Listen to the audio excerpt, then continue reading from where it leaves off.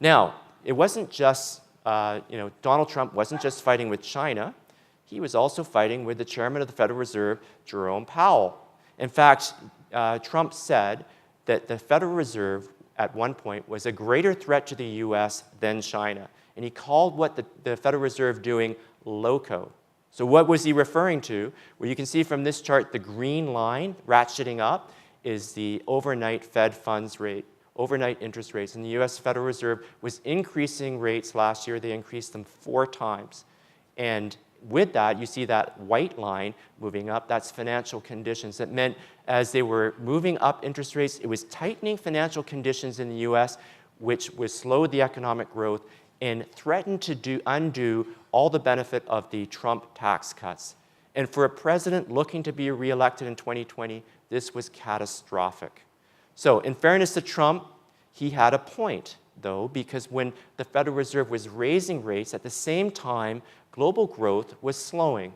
You can see from this chart that most developed nations, you see their GDP levels turning over, with the exception of the US. And a lot of people felt that this was a policy mistake by the Federal Reserve. And the best indication of that is this next chart.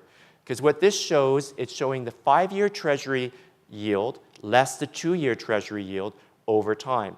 And again, you can see where you have recessions. When that blue line is above 0, it's a sort of a normal environment. It means 5-year yields are yielding more than 2-year yields, what you'd expect.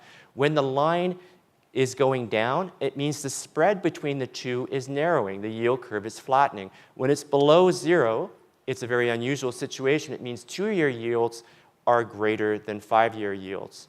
And that usually indicates, whenever that happens, you soon have a recession. It's a very good inflation or a recession indicator. And in December, that yield curve inverted, and 2-year yields started yielding more than 5-year yields.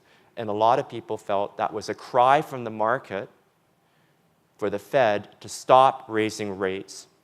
Now, in what is now being called the Powell pivot, it looks like the Federal Reserve listened. Because you can see from this chart, last year, the Federal Reserve was thinking they were going to raise rates 3 times this year.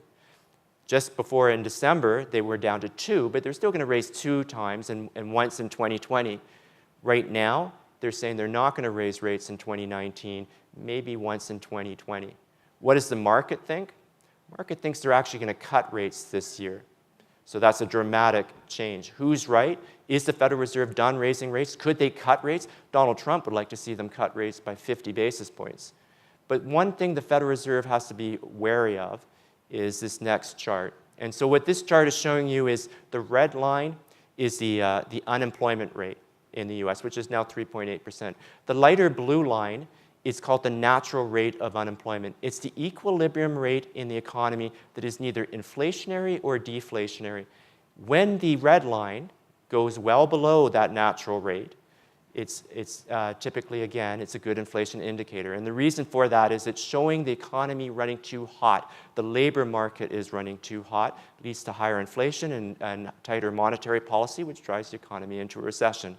You can see right now that gap is about 80 basis points. So the unemployment rate is 3.8%, and the natural rate of unemployment is 4.5%.